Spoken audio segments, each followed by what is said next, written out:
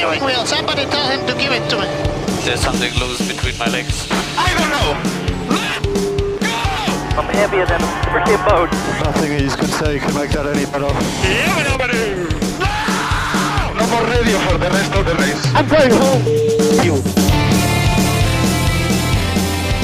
Hello and welcome to DRS FC, an F1 podcast by soccer nerds. We are here to preview another race at another fun track. The commentators keep saying the word racy and it's cracking me up because I'm like, it feels like a child talking about F1. They're very racy today. Anyway, this time it's going to be down in Mexico. And to help me preview it, I've got Eboni, Deepti, and Donald. Eboni, how are you?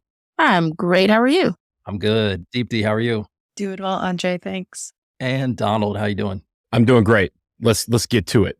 Mexico City, one of my favorite cities. It is. It's a great city. It's a great race. I'm really excited about it. And Deepti, thank you for doing this research because I have the rundown here and then suddenly this wonderful section popped up that I had nothing to do with. So I'm going to have Deepti talk about the history of the Mexico GP because there's some really fun stuff in here. Yes, I had fun actually learning more about the Mexico City GP. So this race was first held in 1962. However, that year, that edition of the race was not technically part of the F1 World Championship. That started in 1963. But we kind of break down the Mexico City GP into three different eras. So we have the 1962 to 1970. That was the first stint of this race.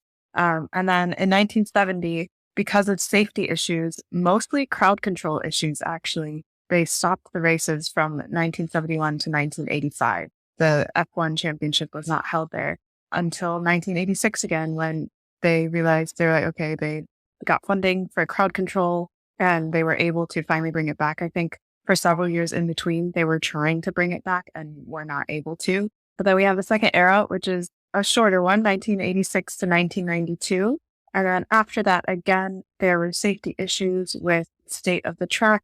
It was really bumpy and gritty. The city had a lot of air pollution, and there were also the population was growing, and again, crowd control became so. From 1993 to 2014, we did not see any Formula One race in Mexico City.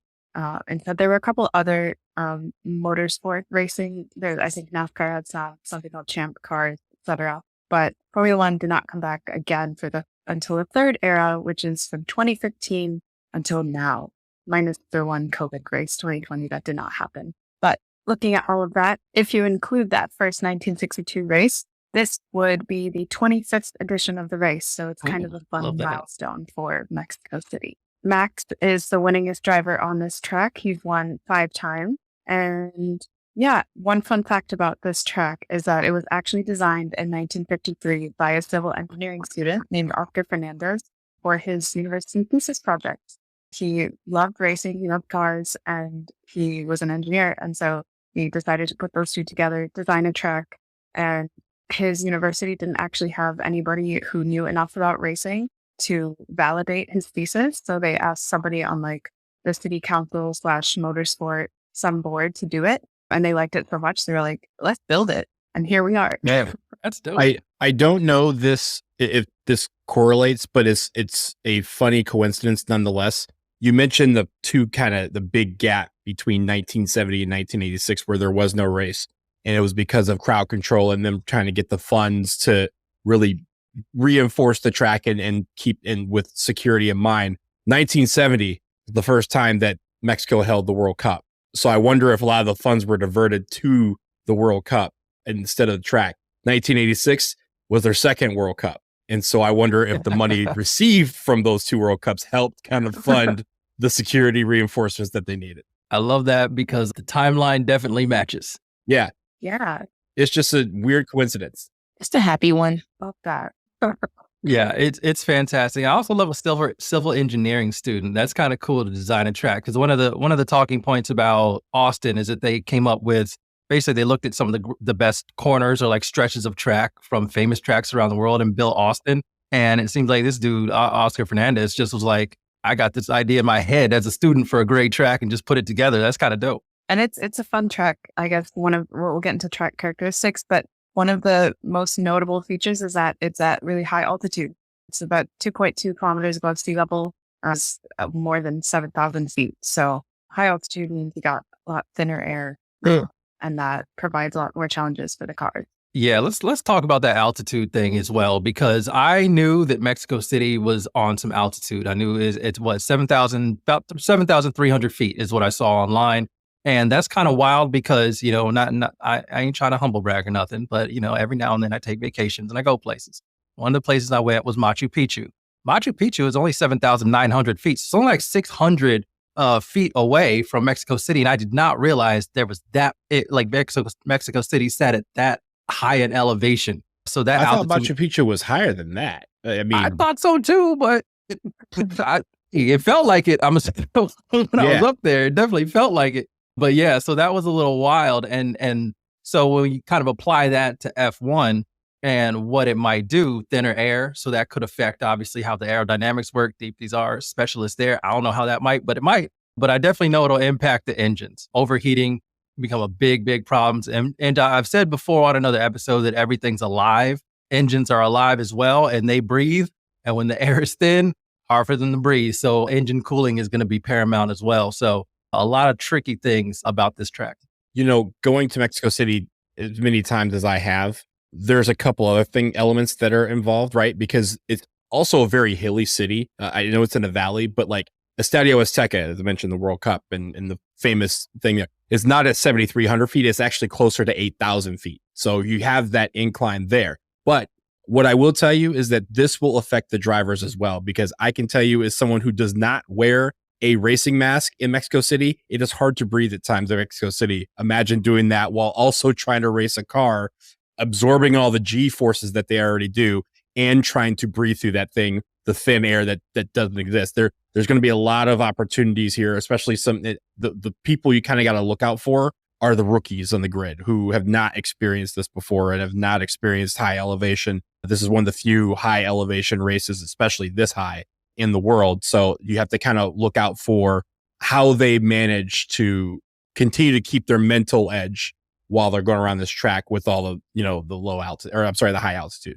I was going to say about the aerodynamics, thinner air is less dense. And so less dense air provides less downforce because you need more of the air to provide that downforce. There's not enough air particles. So I guess besides the engines overheating, not being able to breathe more, there's less tire grip because there's less downforce on the car. So how I mentioned in previous editions of the race and the second eras of Mexico Grand Prix, the track was very bumpy. From 2015 onwards, they have made it very smooth. So grip, it could be an issue because of the less downforce and because it's not very gravelly. And so the tires will be going quite fast. Is this also one of the longest races of the season? I think so, at least with the number of laps. I mean, 71 laps is a long. I mean, most of our races, as you guys know, is more like 50 to 55, right? There's a couple that hit the 60s, but I don't know many that get to 70. And it's not like it's a short track either, where number of laps would make, or a high number of laps would make more sense. It's a decently sized track. Yeah, that was surprising to me when I saw this race is 71 laps. I was like, wow, especially because the lap record, normally you would see a lower lap record, just over a minute or maybe under something under a minute 10. That'd be kind of a quick lap. And so then maybe that's when you need to add more laps. But 117, Bottas did that in 2021. 117.774 is the lap record. And that's not exactly quick. Short. Mm-hmm. Yeah. But I think it's a result of so many of the variation in the corners. You do have a lot of straights, so you can make up a lot of ground there. But there are a number of different corners and chicanes, high speed, low speed corners that make things a little bit trickier on this track. Yeah, I'm glad you mentioned that. I think Army thinks it's because there are those two long straights in the track right at the beginning of the track going into turns 1, 2, and 3. You have a 1.2 kilometer stretch of just straight road. And then after turn 3 going into 4, there's another long straight. And so perhaps that's why they do more laps, is just because they have so much room there to just go straight. But I think the 1.2 kilometer straight is one of the longest, if not the longest straight on the circuit right now. So that actually should be advantageous for strong engines. I know we're talking about the engines, but again, the high altitude may make that a non-factor. But I do want to point out one more thing about the aerodynamics. Because there are the long straights and fewer high-speed corners, ideally, like knowing that, you would think that Mexico City could be a track for more power rather than downforce. However, because of the less dense air, cars are able to have more higher downforce setups, but it'll without the like effect of more drag. So they're able to have the really high downforce, reduce the drag, and still be able to go fast enough as if it was a power track.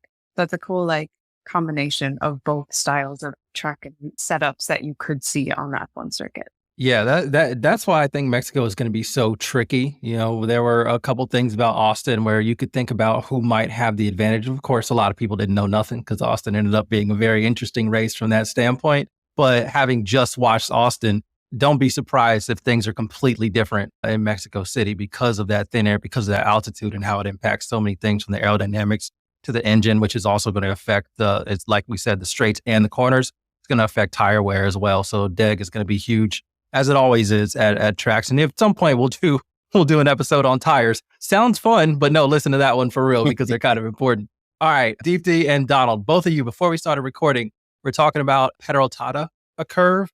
It's the reason why that stadium section is there, and I think it's a really cool story. Yeah, so Oscar Fernandez, first, I was talking about, when he designed the track, he made around turn 16 and 17 are currently, basically a hairpin turn, a 180-degree turn that was banked. So it was on a bit of a incline and bank, and he called it the Peraltada curve, and it was fast and dangerous, especially so because of the bank. I think, is it Monza, the one that has another hairpin turn? I think Zandvoort also has a hairpin turn. Mm-hmm. But this one was even more dangerous because of that bank. So much so that I think there have been some casualties and definitely some bad crashes on it before. However, in that gap before 2015, a baseball stadium was built on that part of the track. And then in 2015, when they were kind of rebirthing the track and was renovated, instead of tearing down the baseball stadium, they decided to build the track through the stands of the stadium. So now they've split the curve, and I think they've added a couple more turns in that case. And it's really cool because basically this has become the first ever infield stadium complex for Formula One. So the track literally goes through the stands, and it's one of the best views that fans can get. I think about 40,000 fans can be seated there, and you can look right down onto the track. You can see the drivers from almost a bird's eye view kind of thing. Yeah, and I think also it lends itself to being one of the corners where some racing happens, right? And the thing about this particular track is it's one of the few tracks in F1 that has a curved DRS zone. You mentioned the long 1.2 kilometer straight. You mentioned the other straight that's almost a kilometer long, but then there's between turns 11 and 12, that is also a DRS zone where it's kind of curved in a way. So because of that, as you enter 12, 13, and 14, you're going to see a lot of racing around that point. Some of the, recent past, you've seen some really cool moments where guys are battling with each other, and they're going to battle each other throughout that turn because right between 14 and 15, right before you enter the stadium, is a DRS detection zone. And if you get that DRS detection zone and you were detected to be within the range to get DRS, you have the two long straightaways to use that DRS in. So it's a very important moment. Yeah. So it's a very wild moment because people in the stands will know as they're entering the stadium, okay, this car right here is about to enter DRS. Once you cross the finish line to start a new lap, enter sector 1, you're basically right at the edge of the DRS zone, and you can ride that straight for, again, 1.2 kms and see if you can pass the person in front of you. So it creates a lot of drama. And a lot of these sectors also between 4, 5, and 6, you'll see some racing there. You'll see some guys jockeying back and forth for position through that chicane. But this track is interesting because you have the old Peraltada, and then you also have these long straightaways that allow for you to make up some ground. Or if you have a really good car, you can put distance between you and the people behind you very quickly. Yeah, that double DRS thing is wild to me. See, you basically get two very long straights with just a chicane in the middle of those to be able to use the DRS. And it's really just one detection zone that you need to be able to be that within that 1 second. That's kind of wild. So, okay, appreciate that on the track. Ebony, yeah, let's talk about what happened in this race last year. Unfortunately, I'm going to get it out of the way just because I'm going to be the spoiler of bad news. Max won. Yeah. Take it from there. Just one person.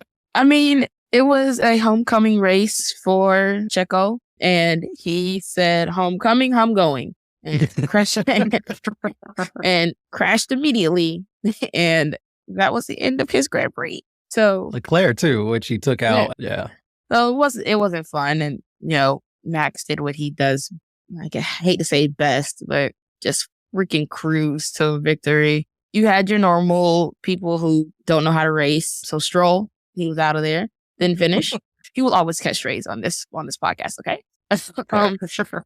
Then you got Haas with Magnussen. I don't know if he actually does finish races that aren't like his favorite tracks. Other than that, he's just for chaos. What? Is that fair? My own heart. Gotta throw the monkey wrenches in the engine, right? Like, see what happens. I mean, he's throwing whole cars in the engines. So I guess. It felt like every other race in 2023 for me, just because it just felt like someone did something stupid or no one did anything. Max won. That's kind of the frustrating thing about this. And I know because it's his home race. I know he didn't do this on purpose. Okay. So Checo did not do this on purpose. He didn't hit Charles Leclerc on purpose, but Leclerc had pole. It was one of the few races that Max did not have pole. And because he's out the way, all I'm saying is Oscar Piastri, take notes. All right. That's all I'm saying. Yeah. Got to step up at some point, buddy. Max was third, right? Yeah. Max was third. Charles was able to recover, but not enough. It gave enough time for Max to pull ahead. But the chaos of Magnussen, this was the race last year when he crashed pretty badly and there was a red flag, correct? I don't remember what laps anymore, but initially he flipped off the track, caught himself, came back on, and then very soon after that, almost in the same spot, I think it was, he slipped again and spun out, hit the wall. Pretty bad crash.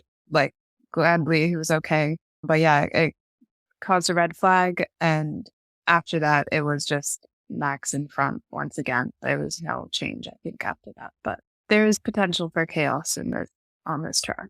I am excited about this track, mainly because, like you guys said, the speed traps are in the straights, but that section of sector 3 just looks like it's going to cause mayhem. Mm-hmm. So someone's crashing, and why is this Stroll? I mean, honestly, Aston Martin had a bad day the entire time because Stroll and Alonso DNF'd. So it doesn't seem like their car was able to handle a lot I don't know what it was, whether it was the altitude or was it just a really bad setup. But yeah, they both DNF'd. So that'll be interesting to watch and see how they can recover because their car also is still not great. I mean, Stroll went 66 laps before he bowed out. So in that case, it may not have been the car, it may have been the driver. Isn't it always the driver? I mean, I try to give him a little bit of, he catches a lot of body blows. I try to, all right, Donald. He's going to get a bunch on this show. Yeah, this is not the show for him. Here. Yeah, this is not the show for Nepo babies. We're sorry. He did not have the legs. Okay, he just didn't. It just didn't work. Lieutenant Dan. I do have a question because the last time I was on, I mentioned pricing for the race. Austin seemed very affordable. I looked up Mexico's. It's not.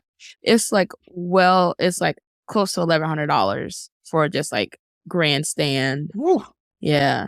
So I don't know how many fans are going to be there. I'm assuming a lot because Sunday sold out and a lot of the grandstands. You mentioned that the view around sector 3 was really, really cool. I'm wondering how many people are actually going to be there to see it. It's a great question. Yeah, I'm curious. That's a good question. I'm going to take a look at what the price was last year and compare how much it's increased to this year. But I mean, if there's one thing about fans in Mexico, they're going to show up and show out. Yes. They bring it every time, no matter what. So I have no doubt that it's going to be full. I wonder if and I'm guessing the price has increased because usually it is one of the more affordable ones. Yeah. I wonder if it's because of the fact that we have a race this year and last year the championships were both over by the time they got to Mexico. Could it also be because they don't know if Checo's going to race again? I was going to say there are two things I did hear them talk about on broadcast at the last, the next remaining bunch of races are doing really well in terms of ticket sales and admission because of, people perceiving a race, even if there's not the drivers' championship race, the constructors is way that one's up in the air big time. You really don't know who's going to finish first, second, or third right now. And then, of course, like Ebony just said, Checo, this might be it. And as you mentioned, last year didn't go well for him. He was out on lap 1. So he's gotta get across the finish line, and who knows where he can be at. If he can be on the podium at this race, that'll be a great moment for him. But it also feels like it's going to be one of his last, maybe at F1. Who knows? Which would be sad. Is this our free Checo pod? I know we did free you. It might be our free Checo pod, but I'm gonna need Checo to help free himself a little bit. I don't want to be like pull up your bootstraps, but I do need you to not be down there like not scoring points in a Red Bull. I do need that to happen. That actually seems like a good segue. All right, so we're done talking about the track. Let's go ahead and talk about some of the storylines in particular to this race. So we're going to take a quick break, and then we will be right back.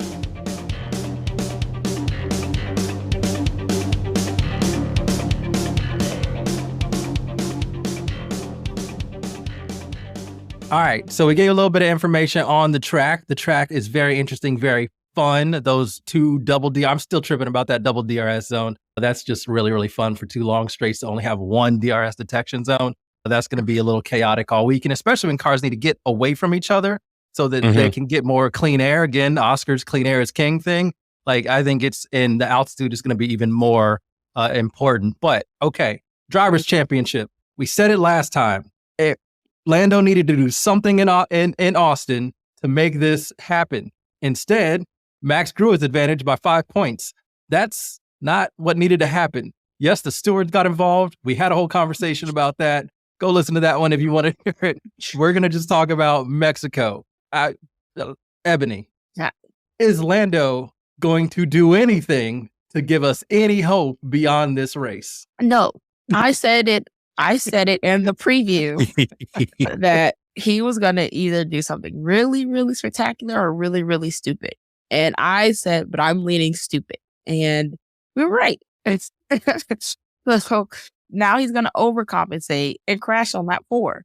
So I hate that you put that energy out there, but I'm so disappointed. Again, we've talked about this before as well. Like, him and McLaren just feel like they need to wake up and understand who they're up against. They don't really seem to understand that yet. And it is causing them to drop a lot of points and make some really bad decisions. Donald, how do you feel about this? I think Lando is operating with one hand tied behind his back because, again, the strategy of McLaren right now and Oscar Piastri just deciding to do what he needs to do to get his, in a way, is leaving Lando out there blind and forcing him into making making these type of mistakes. I mean, I'm gonna not fault him for the running off the track thing because we talked about that at length in the recap. But the locking up in the sprint when he could have had second and could have kept pace essentially, like that's driver error, and so he needs to limit those errors. But he also needs to make sure that, and McLaren just needs to make sure that their strategy is on point because, again, for them, it is not just about getting Lando towards the Drivers' Championship. It's about them clinching the Constructors' Championship. And if their strategy sucks, it is going to affect both championships. And they cannot fumble at the 1-yard line while running back a pick 6. No, that is a very good point because in the Constructors and the Drivers, Ferrari is coming. Like we were like, okay, the gap between Max and Lando, like it's still manageable with the number of points available. But also Leclerc is much closer to Lando than Lando is to Max right now. So Deepti, how does Ferrari fit into all of this? I think they have a good shot this time. Ferrari, they surprised, I think, all of us in Austin, the ones who finished. And I didn't realize how close the gap was until after the race. But I think McLaren should start to freak out that Lando might lose the P2 spot in the drivers and they have a chance to not win constructors. Like, they were doing okay, but Ferrari's definitely creeping up behind. But I will say, Ebony, to kind of play devil's advocate, if if Lando and McLaren were to do something, this would be the race. Because, like I said, the cars are able to have that high downforce setup, and the McLaren cars are much better equipped for that. The other tracks that have a setup like that, Hungary, Imola, and Italy, Singapore, all 3 of those, both McLaren drivers podiumed. So I feel like this is Lando's chance, and it's his last chance to make up any ground. on Red Bull, on Max. So would it be, so I never thought it was a car performance. I think it's a Lando performance issue. Okay. I think I know the car can do it. The car is vastly superior than the Red Bull at the moment. And Max knew that after the race. He was like, yeah, that was a battle. I wasn't ready for it, but we did it. And I think it's going to come down more to, is Lando ready for the big moment? Because I think this is going to be, we thought Austin was going to be his big moment, and clearly he didn't do it. So now this is really his big moment, because he's got to do something, and he's got to make sure that Max does nothing. I think you're right. It's driver and it's the team. Like, they need a proper strategy. They need to not hesitate like they normally do, and they actually have to have like a plan A, B, C and stick to those. Related to that, the what was the worst person makes a great point we were discussing earlier. Yeah, Helmut Marko. Yeah. We're lucky that Lewis Hamilton is not driving the McLaren car, because if he was, we'd be chasing him for the championship because the car is that good. That is not only, again, him making a great point about how good Lewis Hamilton is as a driver. That is also a shot across the bow at Lando Norris saying, yo, your ass needs to be much better as a driver because your car can make it, but you are the one messing up your ride. And I think hopefully he took that to heart, put it on his own personal bulletin board and said, I got to be better because that is how they're going to win this thing. You know what? Damn it. I'm mad because how dare Lando be like, how dare you drop so many points that Helmut Marko makes a point that I have to agree with. I don't like agreeing with that man about anything, really. And I'm so mad that he is very much correct in this situation. But also, I'm still, we talked about it in Hungary, right? What was that whole nonsense on the radio with McLaren? You're going to need Oscar. Oscar, where are you is my point. Like, you need to get up. You need to start holding up Max. You need to be in front of him. You need to be doing a lot of things to try to help Lando get forward. That was the whole impetus of their pleas on the radio months ago. We haven't seen it since. We haven't seen Oscar do anything since. I mean, but does Oscar feel slighted because it took that long for him to be like, fine, here you go? Maybe he's retaliating. I don't know, but it's just like, dude, like, you can't, like, you the car's too good. If we're saying the car is too good and his and Lando's battles, because honestly, like, I know I don't like Max either. This very much an anti-Max kind of podcast. I respect the driving talent, but he annoys me. And part of it is because of how the rules have been written to favor his style of driving. He's a really difficult person to go up against in terms of a driver on track. That's the task Lando has. Oscar doesn't have that task. Yeah. You just got to do something. Right now, he's not doing anything. They had Oscar Piastri on some different world. They were like, baby, please, just help us. Please. I mean, but the sad part was that Oscar was like, yeah, sorry, I won my first race. So it's, there's just no team It's there. a fair point. Maybe he's in his feelings still, but I need him to get over it because, like, we that car is too good to be where he struggled a lot in Austin, and that can't be the case. Because again, like you said, there's the drivers, there's the constructors. We thought McLaren were going to run away with the constructors because they have drivers that look like they were capable of winning any race. If it was a Lando, it could be Oscar. If it's not Oscar, it could be Lando. If you have two drivers that can do that, then you're looking at scoring a bunch of points every single weekend. Right now, I know it's Austin, it's one race, but it looks like Ferrari's that team now. I'm a little shocked that Mercedes kind of fell off, especially after like Silverstone. That fall off has been wild to see and infuriating. Yeah. We thought it might be like with the new upgrades after the long break that would help them. It seems like neither driver liked the upgrades or were able to get used to the car. So maybe this time they won't. Like, Lewis thought it was the upgrades to the car that was bad. Toto Wolff claimed it was the track itself at Austin that didn't suit the car and it wasn't the upgrade. So they claim they're not going to be changing anything from Austin to Mexico. So this track is supposedly smoother. The asphalt is going to be smoother. So if Toto's right, they shouldn't have a problem. If Lewis is right, they're still going to have problems. All I'm going to introduce here is a little bit of evidence to Mr. Toto Wolff. I like Toto. Toto's a very interesting character, but does Lewis not have a great track record at Austin? Like, what do you mean it's the track? Like, Lewis can drive there. He can win there. He's done it a number of times. Won it more than anyone. Yeah, like, I don't know about that theory of his. It feels like, and you know what, Deepti, this is a good time to mention the practice session setup as well, because I do think that Mercedes were really caught off with just one practice session, which it's not like it was a surprise. But if you look at I was listening to a couple podcasts and they had the list of updates that they made to their car. It was a lot. It felt like it was the most that anybody brought. Whereas Ferrari played it a little conservatively and they were able to work with it and get their car 1-2. McLaren kind of did the same thing. They brought a little bit of an update, but they didn't bring it. Nobody brought as much as Mercedes. And without the track time to really figure it all out, that's why they were spinning around in practice one. You saw Lewis, of course, in the race ended up in the gravel, and George ended up crashing in qualifying. So you had Mercedes was just all over the place. They will have more practice time because there is no sprint race here. So that means you got a normal schedule, normal-ish though. You're going to have 3 practice sessions, but Deepti, you were telling me before that I think free practice 2 is going to be changed a little bit. Yeah. So like you said, free practice 1 will still be a 60-minute session. Drivers can do what they want. Teams can do what they want. Free practice 2, however, is actually going to be a tire testing session for Pirelli.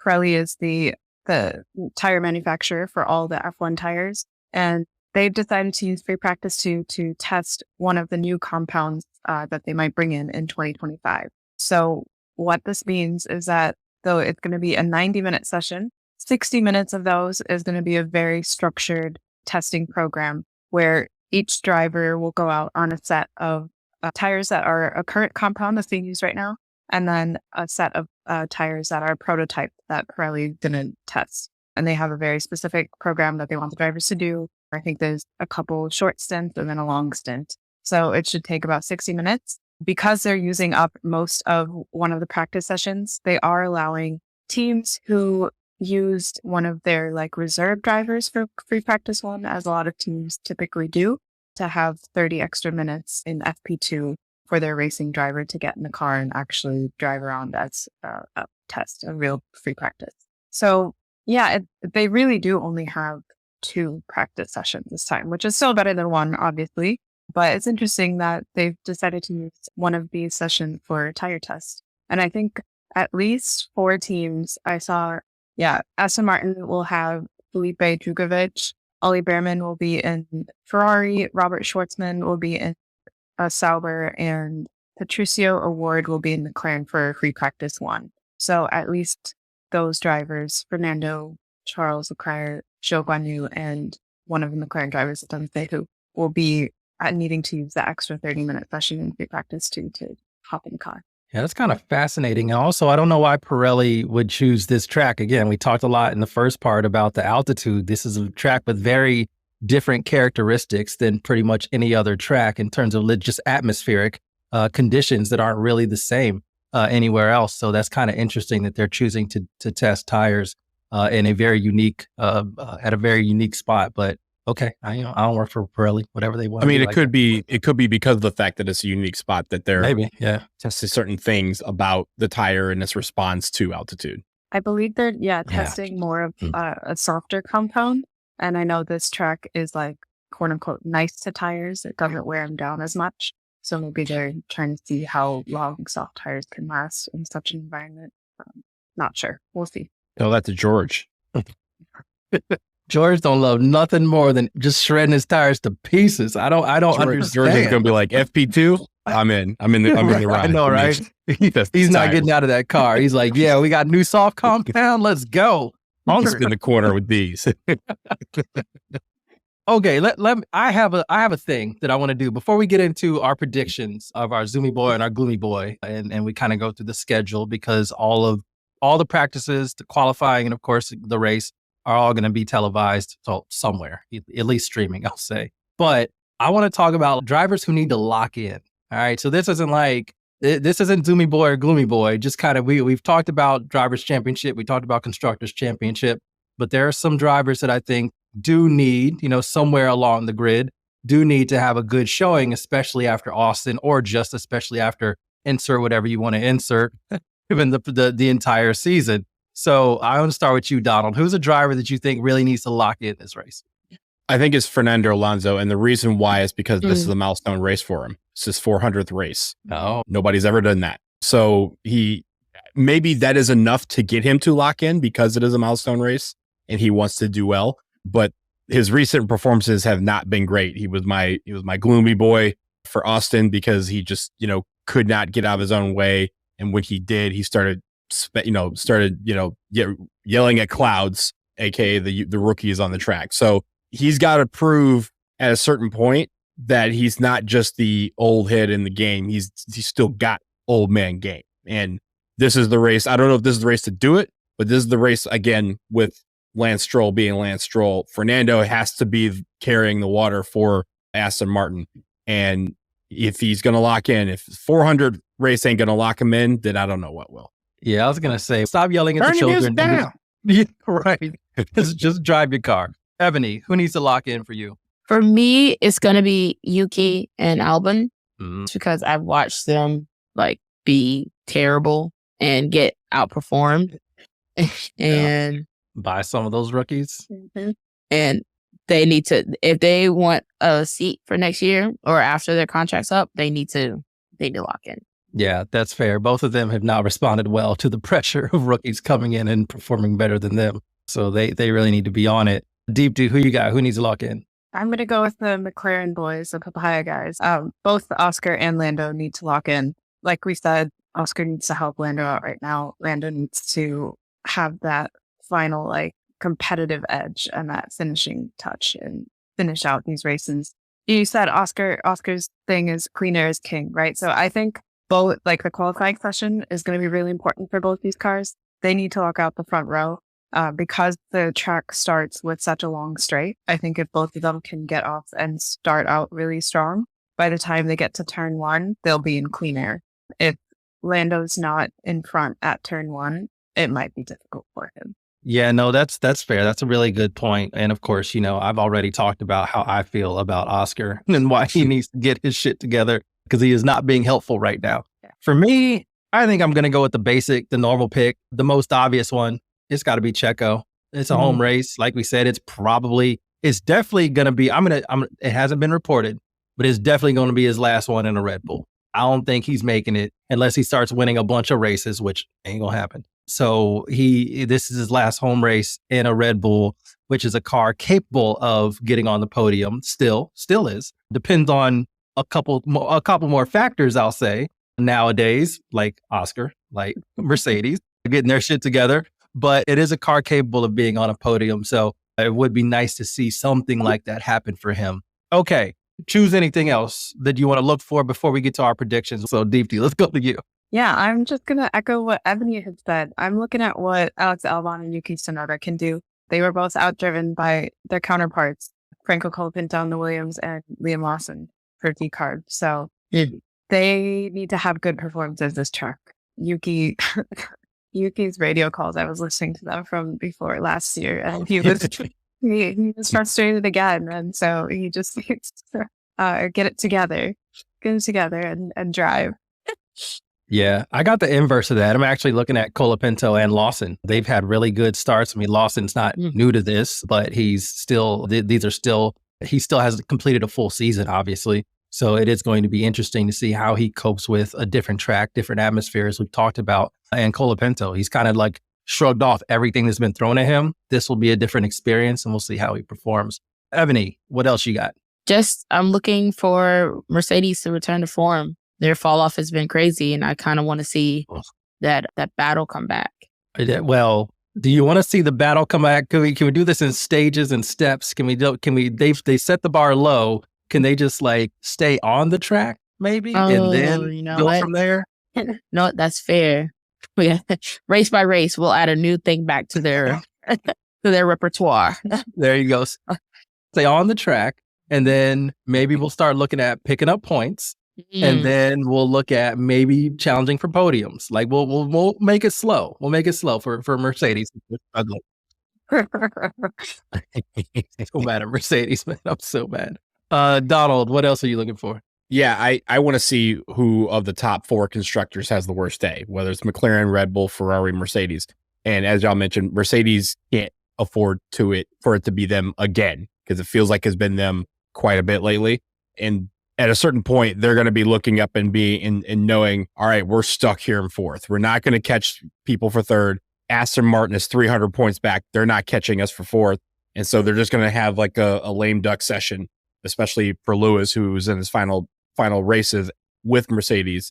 They need to go out swinging. I know Lewis wants to go out swinging. So to do that, they need to have the best day of this 4. Yeah, I was gonna say it can't be this. It can't be this can't be the way Lewis's Mercedes career ends. Like they got to pick it up. It can't be him in a gravel trap at Austin. Like you can't have those be the lasting images of him. We thought it was gonna be that Silverstone race, but then this was complete opposite. For me, I'm gonna stay true to what I've been talking about. Haas. I'm not really a big Haas fan, but their performance in Austin was nice, and they actually should have got points in 2 aspects, in the sprint and the Grand Prix. So I'm surprised at what they're able to do.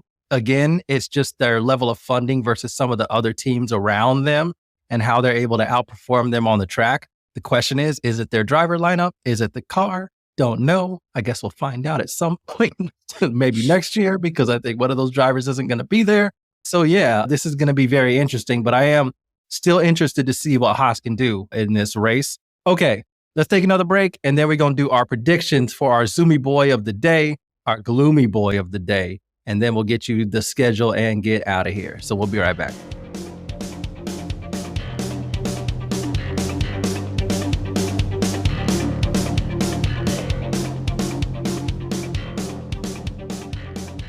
Okay, let's do this. Gloomy Boy and Zoomy Boy. I love that, y'all. I love that I just threw this in the chat and I basically just forced y'all to go along with it. So thank you so much. Let's start off with the Zoomy Boy. We'll start with positivity first. So Ebony, who do you have as your Zoomy Boy of the day? Carlos Sainz. Ooh, I want to see him. I want to see him keep it up. Like he's just having fun at this point. And so he doesn't care. He's just out there to race, and he's doing it. And that sneaky 1-2 Ferrari podium that nobody seems to like talk about was fun for them at least. And yeah, I just want to see them keep it going. I want some type of race, whether it's for first or second. Yeah, no, I think Carlos Sainz is actually very funny. He's almost like he knows that I hate when, you know what? I'm not even going to say that. Basically, what I'm saying with Carlos Sainz is just that he knows that this Ferrari is not going to be in his life much longer. Yeah. He's going to be driving a Williams really soon. He is giving it everything in this car because I know he's going to miss it. Yes. I like the trajectory that Williams is on, but that doesn't mean they're going to be fighting for podiums the way this Ferrari car is capable of right now. So he is trying to make it last. And I appreciate that. Donald, who do you think is going to be the Zoomy Boy of the day? Call me crazy. I think it's Checo. That's like crazy. you guys said, it's his home race. He needs to have, maybe I'm willing this into existence, not necessarily for Red Bull, but for him. He needs to have a great performance if Red Bull is going to hold off Ferrari and then attempt to go after McLaren. But if you look at the history of Checo in this race, it is pretty kind to him. He's been 8th, 10th, 7th, 3rd, and 3rd. And he only has 2 times, including last year, obviously, where the car was retired. So he's been in the points all but 2 years. He's on the podium in 2021 and 22. I can see him with a top 5 finish if he locks in and decides to say, hey, this is my home race. And as you guys mentioned, with all the implications of this possibly being his final race in Mexico, at least in a Red Bull car, maybe on the grid, I think he goes out swinging. And I think he goes, hey, if we're going to have a good day, it's going to be today. So let's see what he can do. I like that. I do like that. I wish it to be true. I don't think it's going to be. I'm sorry. But we'll see. Deepti, who do you think is going to be the Zoomy Boy of the day? Checo was crazy. Well, call me crazier because I'm going to go with Pierre Gasly. Oh my God. What y'all doing? And why I am is because, Alpine's engine has been the brunt of their downfall. I don't think the engine plays much of a factor in this track, like, again, because of the high altitude. And those upgrades might work for Alpine on this track. Also, Pierre has finished, I think his highest finish in his career, which was 4th, was in Mexico. So we know he can drive this track well. So I'm hoping he has a good day, good weekend. All right. So hopium is the theme of the Zoomy Boy of the day in the previews. Whole lot of hopium happening. Pierre Gasly and Checo. Wow. That's incredible from y'all. But you know what? Like, again, Austin was interesting. There are a lot of things we couldn't predict. So maybe this will happen. For me, I was tempted to go Carlos Sainz as well, but I think Ebony already talked about that. But you know what? I'm going to go with one of the rookies because I'm liking what I'm seeing from Liam Lawson. I mean, he also had a pretty unfortunate start. I mean, he had an engine penalty that obviously was not his, but that's what he was started on. 60 laps or something like that? Or Yeah, it was like 60 spots. Yeah, it was like 60 spots in the grid. Yeah, a grid penalty. Welcome back to F1. Right. It was just like, why did y'all set him up like that? But he finished 9th. And he pissed off Yuki by doing that because Yuki finished 14th. But I'm thinking this is no penalties yet that we know of for that car.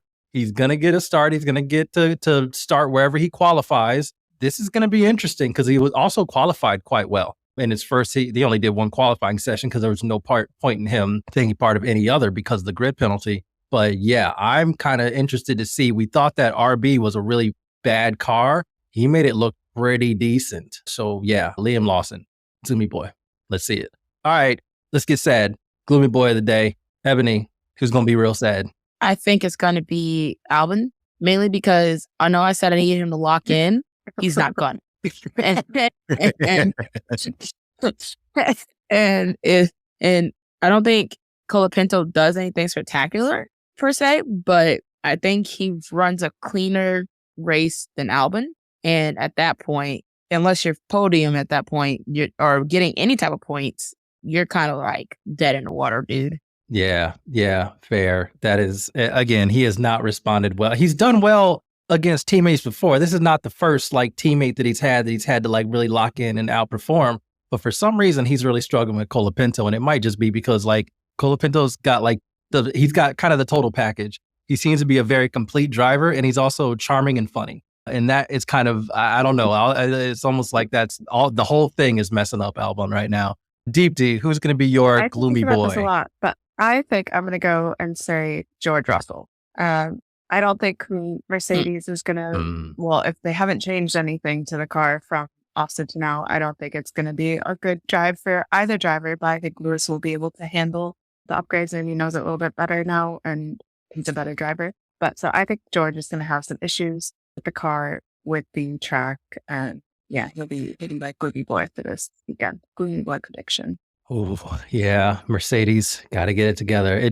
I will say, it did seem like George got a better handle on the car after his, little spin situation. But also, that was the car that didn't have the update. And apparently, they're going to keep the update. So we'll see what happens. Donald, who do you think is going to be the gloomy boy? I've been waiting all pod to say this is going to be Lance Stroll. Because look, the dude had a DNF last year. I think it happens again this year. First year on the grid, he finished 6th at Mexico City. Since then at Mexico City, he's finished 12th, 14th, 15th, and then last year, he was technically 17th because he, finished 60 laps. So he was able to qualify as 17th DNF. This is not his track. It's not his car. I think he gets further exposed to somebody who might be out of the grid if it wasn't for his daddy. So Lance Stroll. Yeah, unfortunately, Adrian Newey can't walk through that door just yet. So I'm going to have to deal with that car being what it is. And he's not walking through the door, but he's radioing from afar, get no driver. He's doing that. So yelling loudly from the top of the stadium grandstands is what he's doing. Man, if I was Adrian Newey, that would be on my list of non-negotiables. I am not building a car for that. I want to win championships. He's not doing it in this car for me. That'd be hilarious. I'm only building Alonso's car. Whatever happens, you figure it out. I love that. Okay. Mine, Donald, I'm sorry. This completely contradicts your Zoomy Boy prediction. My Gloomy Boy prediction is Checo. I just think that okay, here's the thing. It can't be worse than last year. Maybe that's positive. Wrecking and being a DNF in the first lap. It's not likely to be that again. So maybe it'll be better just by that snapshot. But you did mention he's done well at this track. Problem is, he just cannot seem to get the performance out of that Red Bull. We've talked about this on other episodes for a number of reasons. It could be he's having a hard time with whatever they're doing to make the car more comfortable for Max. But whatever it is, we don't really know. But I'm just afraid that it's a wrap. I know he dropped a meme I'm not going anywhere, that whole thing, which was very weird. But you see what Liam Lawson's doing in an RB, a V carb. I just like, yeah. So it just doesn't seem like, I mean, if Liam Lawson just stays at that level or a little bit better, they're going to be like, why not? You know, why not make that change and put Liam Lawson in the Red Bull, the main Red Bull team? It just feels like this is it for Checo, and it's going to be sad. I think he'll have a better race than last year. Get low bar, but I don't think it'll be good. Yeah, I don't think it's going to be good. So he's going to get to lap 2 and get driver of the day. I know. I feel like I'm messed up now. Now he's just going to like spin and crash out in practice, and they're going to be like, we don't have another chassis. Sorry, you know. So yeah, I'm just not looking good. It's not looking good, Checo. For those in Mexico and those going to the race to root for him and cheer him on, I hope I'm wrong. And I'm sorry if I put these thoughts in your head. And I'm even sorrier if it actually happens. But, you know, not looking good. It's not looking good. Okay. All right. Let's get to the schedule and get out of here. So free practice 1 is Friday at 2:25 p.m. Eastern time. That is on ESPN2. Free practice 2, same day, 5:55 p.m. That's on ESPN Plus and ESPN News. That also has that Pirelli tire test session. So you actually may get to see some drivers that you haven't seen before driving in those cars. So that might also be kind of interesting if a tire test doesn't, you know, get you all excited. Free practice 3 is on Saturday, 1:25 p.m. That is ESPN Plus and ESPN News. Qualifying Saturday as well, 4:55 p.m. Eastern, ESPN Plus, ESPN News. And then the Grand Prix is 4 p.m. on Sunday, ESPN Plus and ESPN3. And there is a replay at 9:30 on ESPN2. That is the schedule. That's Mexico. We're excited. Hopefully my gloomy boy prediction is wrong, because it would be cool to see Checo get something positive out of this race. I still don't think it's going to happen. Okay, bye. Vroom, vroom. Vroom, vroom.